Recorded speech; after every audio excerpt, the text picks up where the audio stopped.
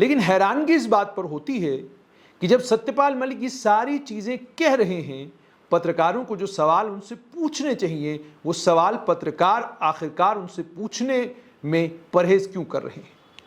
सत्यपाल मलिक से पहला सवाल ये पूछा जाना चाहिए था कि आप जब जम्मू कश्मीर के राज्यपाल थे, आप उस समय जम्मू कश्मीर में जो यूनिफाइड कमांड है उस यूनिफाइड कमांड के चेयरमैन थे।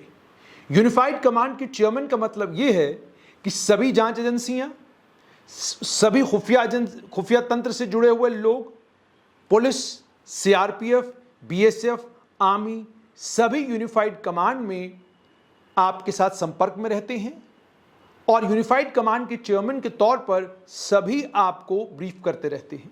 नेशनल कॉन्फ्रेंस, कांग्रेस, पीडीपी, तमाम जम्मू कश्मीर बेस्ड जितने भी नेता हैं चुप्पी साधे हुए, खामोश हैं, कोई बात नहीं कर रहे। क्या मतलब है इसका? इसका मतलब साफ तौर पर है यह है कि या तो वो सत्यपाल मलिक को गंभीरता के साथ लेते ही नहीं, या उनका यह मानना है कि सत्यपाल मलिक झूठ बोलते हैं। जम्मू कश्मीर के पूर्व राज्यपाल सत्यपाल मलिक ने देशबंधु लाइव को एक इंटरव्यू दिया। देशबंधु लाइव के पत्रकार प्रशांत टंडन ने उनका इंटरव्यू किया और उस इंटरव्यू में उन्होंने पुलवामा में 14 फरवरी 2019 को जो आत्मघाती हमला हुआ था, जिस आत्मघाती हमले में 40 जवान शहीद हुए थे, उस 14 फरवरी के आत्मघाती हमले को लेकर सत्यपाल मलिक ने कहा कि जब उन्होंने प्रधानमंत्री के साथ बात की और प्रधानमंत्री को इसके बारे में सूचना दी तो प्रधानमंत्री ने उन्हें नसीहत दी कि आप इस मामले में चुप रहें। और उसके बाद वो थोड़ा आगे और बढ़े, उन्होंने ये भी कहा कि national security adviser Ajit Doval ने भी उन्हें चुप रहने की सलाह दी।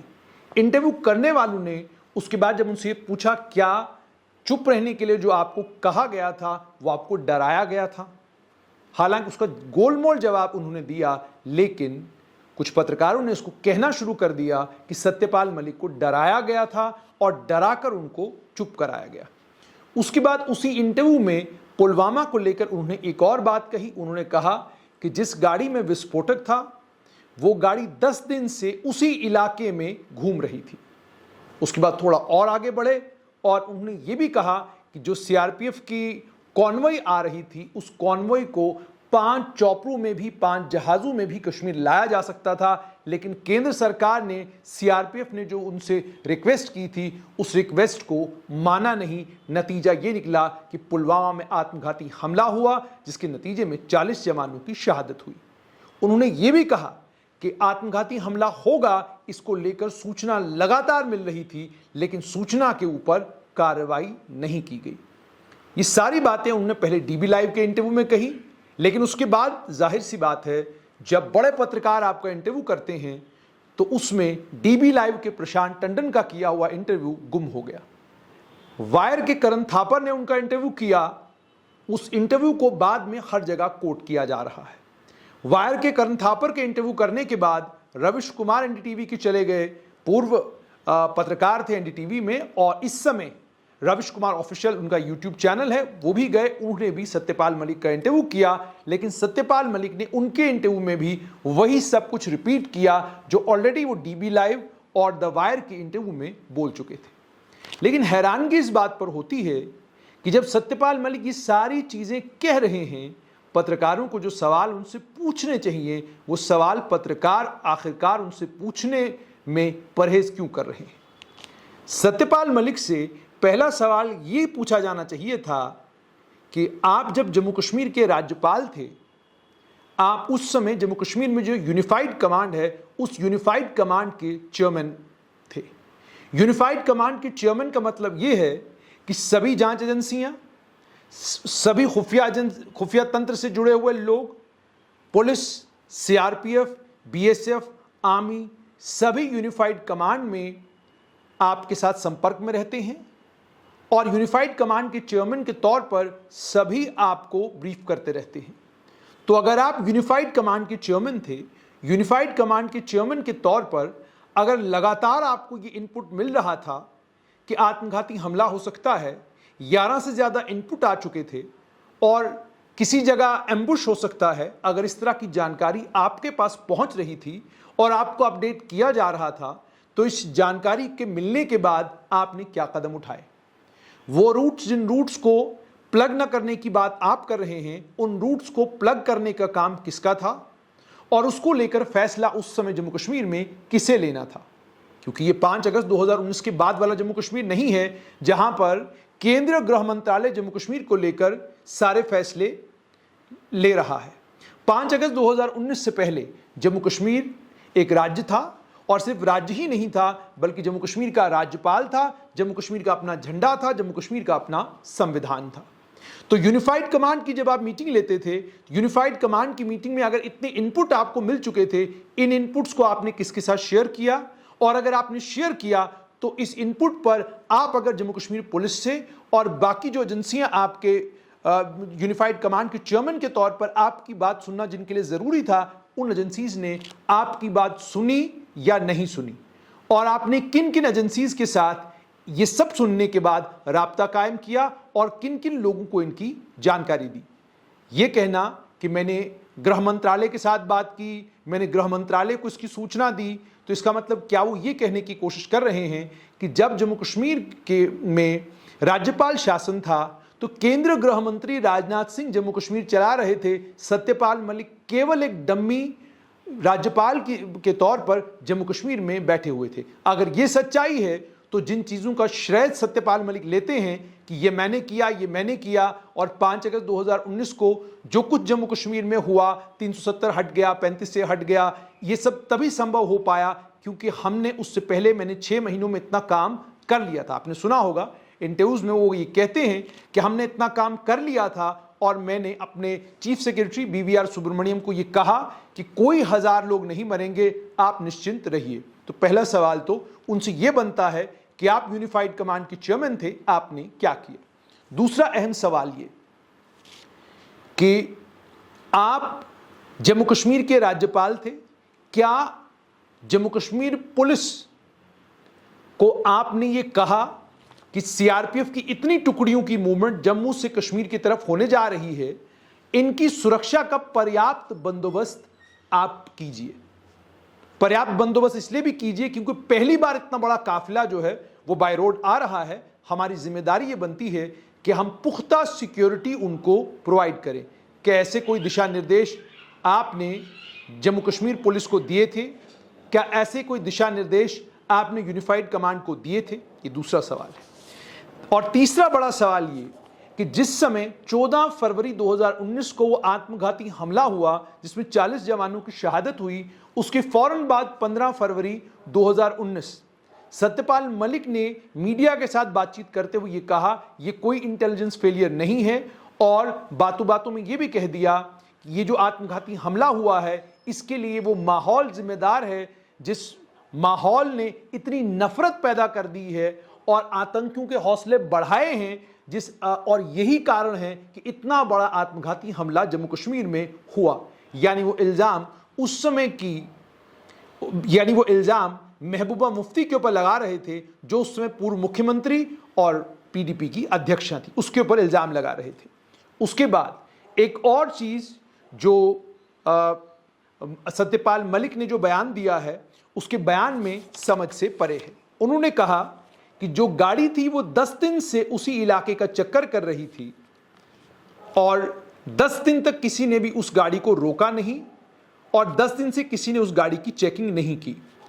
जो लोग तो पुलवामा के कश्मीर के रहने वाले हैं वो बेहतर जानते हैं कि क्या गाड़ियों की फ्रिस्किंग वहां होती है या नहीं होती है, लेकिन मान लीजिए फ्रिस्किंग नहीं भी हुई तो जो जानकारी उस गाड़ी को लेकर अलग अलग जगहों पर छपी है या उसके बाद जो जानकारी मिली वो जानकारी ये मिली कि वो मारुति इको गाड़ी जो थी 10 दिन पहले उमर सज्जाद भट्ट ने खरीदी थी और उससे पहले भी वो गाड़ी जो है 7 बार बिक चुकी थी और फाइनली वो गाड़ी सज्जाद भट्ट के पास पहुंची जो पुत्र थे मोहम्मद मकबूल भट्ट के, बिजबाड़ा अनंतनाग के रहने वाले, 4 फरवरी 2019 को। और बाद में सज्जाद भट्ट जो है जैश-ए-मोहम्मद का आतंकवादी बन गया। ये गाड़ी अगर 4 तारीख को खरीदी गई और उसके बाद 4 तारीख से ही इसका मतलब ये गाड़ी 10 दिन तक वहां पर घूमती रही, क्या ये संभव है? जो इलाके के वहां के SSP हैं क्या उनको जानकारी नहीं थी इस तरह की गाड़ी की? और खुफिया तंत्र क्या इतना कमजोर हो चुका था पूर्व राज्यपाल सत्यपाल मलिक के टाइम में जम्मू कश्मीर में कि खुफिया तंत्र को इस गाड़ी की कोई जानकारी लगी ही नहीं। उसके बाद एक और सवाल जो स्वाभाविक है उनसे पूछा जाना चाहिए, वो सवाल ये है कि जिस समय सत्यपाल मलिक जम्मू कश्मीर के राज्यपाल थे, जम्मू कश्मीर में उनके एडवाइजर कौन कौन थे? उनके एडवाइजरों में कृष्णन स्कंदन थे, उनके एडवाइजरों में कृष्णन विजय कुमार थे, उनके एडवाइजरों में खुर्शीद गनई थे और उनके एडवाइजरों में केवल कृष्ण शर्मा थे। ये चारों उनके एडवाइजर थे। इनमें से दो लोग कृष्णन स्कंदन और कृष्णन विजय कुमार, कृष्णन विजय कुमार डीजी सीआरपीएफ रह चुके थे, उसके बाद केंद्र सरकार के साथ वो काम कर रहे थे। कृष्णन विजय कुमार का आतंकवाद से, कृष्णन विजय कुमार का माओवाद से लड़ने का एक्सपीरियंस, उसी एक्सपीरियंस की बिना पर उनको जम्मू कश्मीर में सत्यपाल मलिक का एडवाइजर बनाकर भेजा गया था। कृष्णन स्कंदन एक लंबे समय से जम्मू कश्मीर के साथ डील कर रहे थे और जम्मू कश्मीर में आतंकवाद और अलगाववाद की जो दो बीमारियां थी, उन बीमारियों का एग्जैक्ट डायग्नोसिस और डायग्नोसिस करने के साथ साथ में बीमारी का इलाज कैसे किया जा सकता है, इन तमाम चीज़ों पर उनको एक्सपर्टीज हासिल थी। अगर ये दो लोग राज्यपाल सत्यपाल मलिक के साथ उस समय थे, तो क्या इन दोनों लोगों को इस बात की जानकारी थी? और अगर इस बात की जानकारी इन दोनों को थी, और खासतौर पर कृष्ण विजय कुमार को, तो एक सिक्योरिटी एक्सपर्ट होने के नाते क्या कृष्णन विजय कुमार ने भी डाउन द लाइन ये नहीं कहा या डायरेक्शन नहीं दी कि भाई थोड़ा सतर्क हो जाइए, आतंकवादियों ने इतना बड़ा मंसूबा बनाया है? क्या इतनी नॉन सीरियसनेस के साथ वो जम्मू कश्मीर का शासन उस समय चला रहे थे? ये सवाल भी पूछा जाना चाहिए था।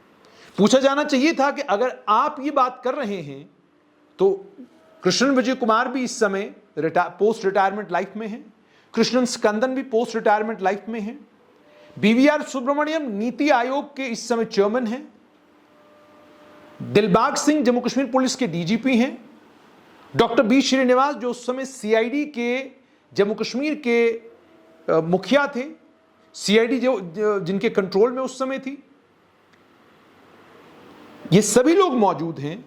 क्या इन लोगों से सवाल पूछना स्वाभाविक नहीं बनता कि आप उस कालखंड में थे जो सत्यपाल मलिक कह रहे हैं, क्या ये सत्य पर आधारित है?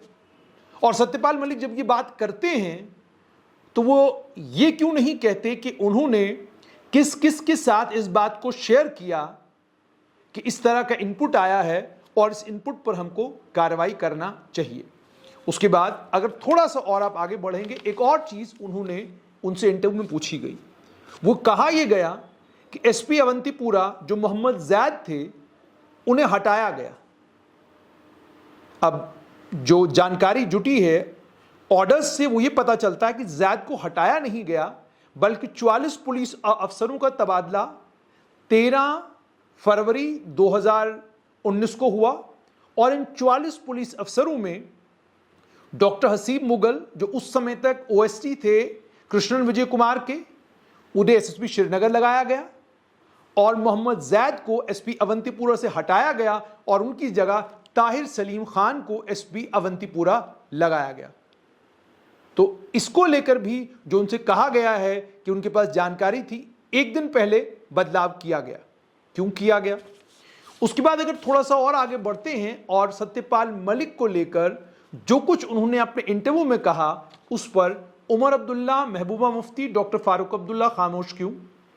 महबूबा मुफ्ती ने हल्का सा हिंट अपने ट्विटर पर दिया है, लेकिन जानते हुए कि उन्होंने ही इससे पहले सत्यपाल मलिक को झूठा कहा, इससे पहले सत्यपाल मलिक के बयानों पर कहा ये सिर्फ झूठ बोलते हैं, इसलिए उन्होंने लंबा बखान उसका नहीं किया। 14 फरवरी 2019 को 40 जवानों की शहादत हुई। चूंकि एक बड़ा हादसा था, उस बड़े हादसे पर लाइमलाइट है, फोकस है, उसी हादसे को लेकर तमाम बातें की जा रही हैं। लेकिन उसके बाद का भी जो कार्यकाल सत्यपाल मलिक का था, उस कार्यकाल में आतंकवादी क्या कुछ कर रहे थे और उसके बाद के कार्यकाल में अगर आपने देखा होगा, अगर आप थोड़ा सा उस पूरे कार्यकाल को खंगालेंगे तो आपको यह पता चलेगा कि बानिहाल के पास भी एक कार लगभग फौजी काफिले के साथ टकराने वाली थी। उस पर भी सवाल पूछा जा सकता था सत्यपाल मलिक से कि वो जो कार वहां टकराई थी, क्या उसकी कोई जानकारी आपके पास थी? और एक और सवाल नहीं पूछा गया कि जो कॉन्वॉय का movement Jammu Srinagar national highway के ऊपर है, क्या यह कॉन्वॉय का मूवमेंट पहली बार हो रहा था? नहीं। जम्मू श्रीनगर नेशनल हाईवे के ऊपर आर्मी की कॉन्वॉय का मूवमेंट जो है रूटीन अफेयर है, और जम्मू कश्मीर के लोग इस बात से वाकिफ हैं कि आर्मी की कॉन्वॉय की मूवमेंट हो, सीआरपीएफ की कॉन्वॉय की मूवमेंट हो, हर मूवमेंट पर आम आदमी की गाड़ी को रोका जाता है और उसे इंतजार करना पड़ता है जब तक कॉन्वॉय नहीं निकलती। उसके बाद एक कालखंड आया जिस कालखंड में सरकार ने यह फैसला लिया कि आर्मी की कॉन्वॉय की मूवमेंट हो, पुलिस की कॉन्वॉय की मूवमेंट हो या सीआरपीएफ की कॉन्वॉय की मूवमेंट हो, आम आदमी के साथ साथ में इनकी मूवमेंट भी होगी। किसी की मूवमेंट को रिस्ट्रिक्ट नहीं किया जाएगा ताकि लोगों को दिक्कत और परेशानी का सामना ना करना पड़े। जब यह फैसला लिया गया, उसी फैसले के तहत आर्मी की कॉन्वॉय की movement Jammu Srinagar national highway पे हो या सीआरपीएफ की कॉन्वॉय की movement Jammu Srinagar national highway के ऊपर हो, किसी भी आम आदमी की गाड़ी को रोका नहीं जाता था। गाड़ियां साथ साथ चलती थी। और वैसे भी अगर आप जम्मू श्रीनगर नेशनल हाईवे पर काजीगुंड के आगे जाएंगे तो आपको बहुत सारी जगहों पर अंदर की तरफ रास्ते मिलेंगे, जिन अंदर की तरफ रास्तों में आप देखेंगे कि अचानक गाड़ी बाहर आ रही है, अचानक किसी जगह से गाड़ी जो है आपके सामने आ रही है, अचानक किसी और जगह से गाड़ी जो है किसी गली से निकलकर रॉन्ग साइड गाड़ी आ रही है। ये आम तौर पर वहां पर देखने को मिलता है। फौज और पुलिसकर्मी अगर वहां पर मौजूद हो तो जाहिर सी बात है वो रोकते हैं, सवाल जवाब करते हैं, लेकिन अगर मौजूद ना हो तो सवाल जवाब बिल्कुल नहीं होते हैं।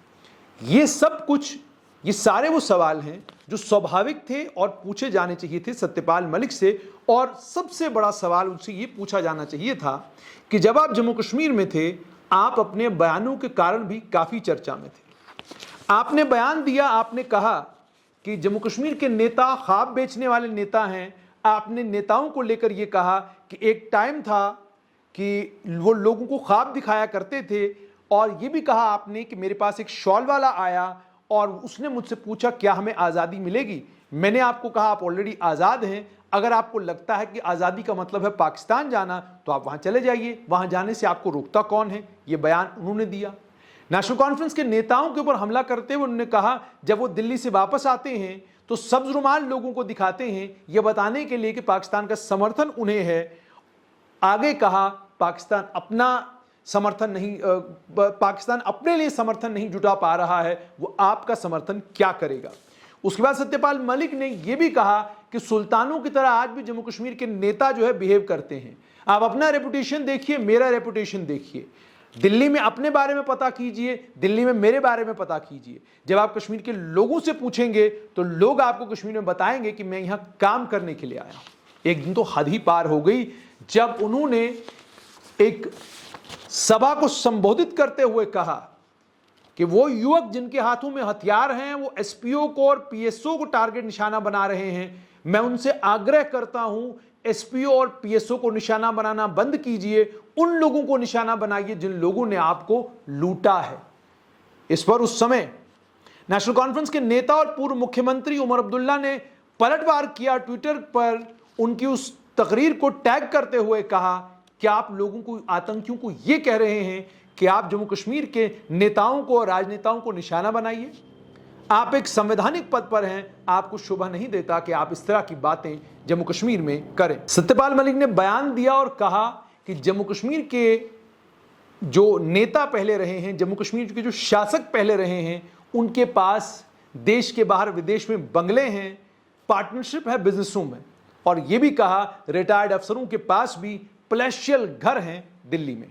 सत्यपाल मलिक ने कहा कि 2 पूर्व मंत्री और सेक्रेटरी जल्दी जेल जाने वाले हैं, और यह भी कहा कि बड़ी मछलियां हैं, 2 से 3 पूर्व मंत्री हैं, वो जल्दी थोड़े ही दिनों के बाद आप देखेंगे बेल मांगने के लिए चोरी के केसेस में, बेईमानी के केसेस में, रिश्वतखोरी के मामलों में वो बेल मांगते हुए आपको नजर आएंगे।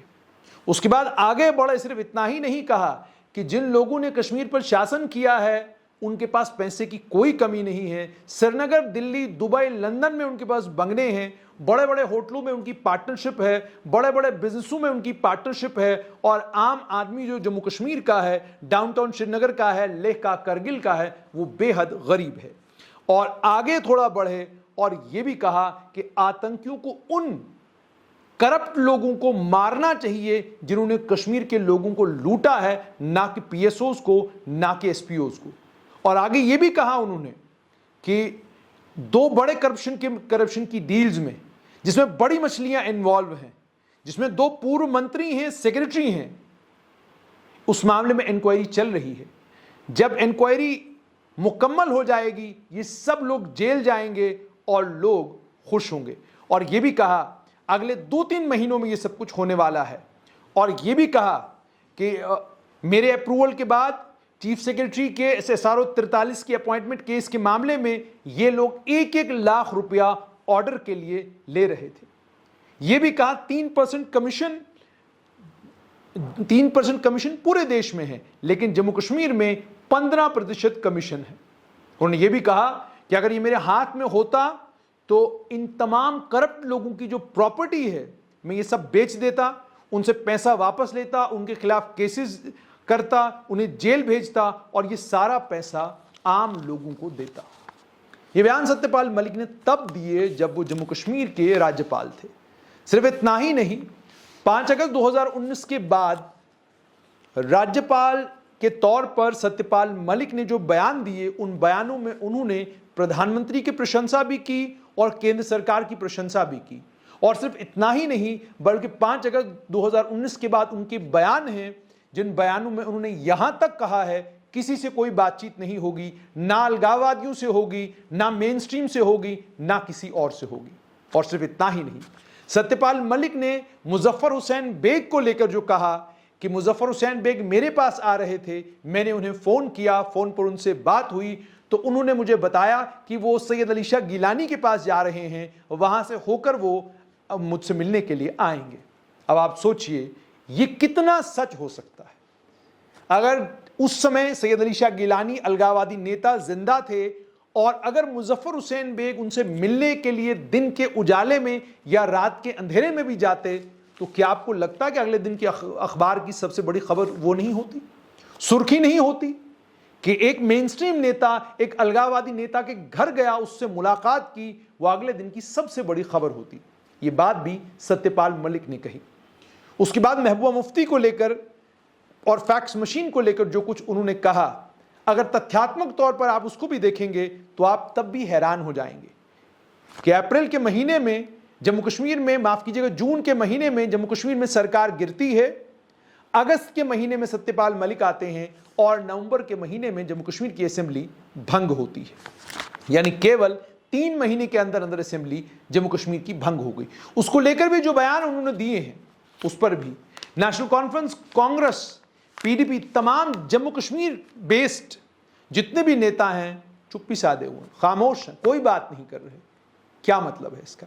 इसका मतलब साफ तौर पर है, ये है कि या तो वो सत्यपाल मलिक को गंभीरता के साथ लेते ही नहीं, या उनका ये मानना है कि सत्यपाल मलिक झूठ बोलते हैं। दो में से एक ही बात हो सकती है। और दूसरा ये कि जब पत्रकार के तौर पर हम किसी भी पक्ष में हो या किसी के विरोध में हो, क्या आपको नहीं लगता कि हमारी जिम्मेदारी ये बनती है कि हम पक्ष से भी उतने ही कठोर सवाल पूछें जितने विपक्ष से पूछते हैं, हम सरकार से भी उतने ही मुश्किल सवाल पूछें जितने सवाल हम मुश्किल सवाल विपक्ष से पूछते हैं।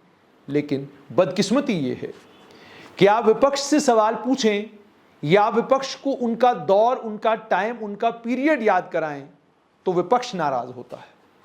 आप सरकार को बताएं ये आपकी कमियां हैं, ये आपकी कमजोरियां हैं, तो आप पर प्रतिबंध लगा दिए जाते हैं। मतलब साफ तौर पर यह है कि गोद वाला मीडिया विपक्ष को भी चाहिए और गोद वाला मीडिया सरकार को भी चाहिए। आलोचना ना तो विपक्ष को पसंद है और आलोचना ना ही सरकार को पसंद है।